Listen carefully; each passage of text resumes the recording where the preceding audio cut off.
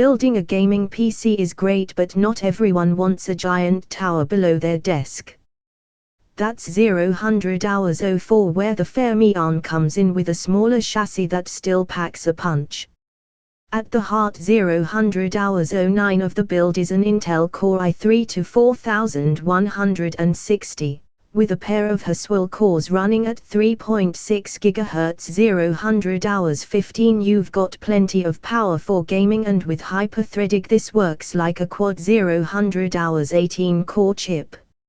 It's also power efficient, which is a big help when working with a smaller 0-100 hours 22 PC. Alongside the Core i3 is an EVGA GTX 750Ti.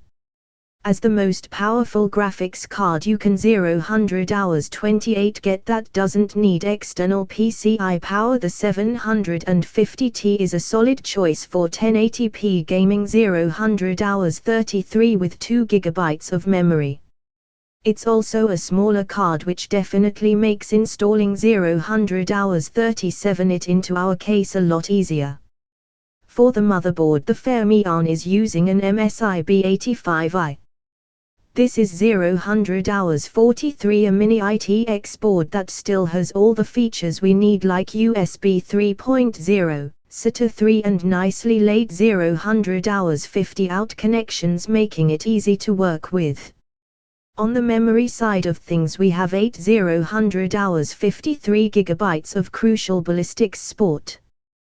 Clocked at 1600 MHz, this is a single DIMM which 0-100 hours 58 leaves room to expand to 16 GB later on, and it's low profile, again making it 103 easy to install. See a trend here? With a small and efficient build like this, the Crucial 107BX100 is perfect for storage. It's a 250 GB SSD that isn't too much more expensive, 112 than a normal hard drive, while delivering a huge boost in performance. Since we're 116 working with an ITX build, we've got a 300 watt Silverstone SFX power supply. 300 watts 121 is more than enough to power the Fermion, and this is small enough to easily fit inside 125-hour case while delivering a solid 80+ bronze rating. The final piece of the build 129 is the Silverstone RVZ01, also known as the Raven Z. This is capable of packing all of 134-hour hardware into a 14-liter case that isn't that much bigger than a console.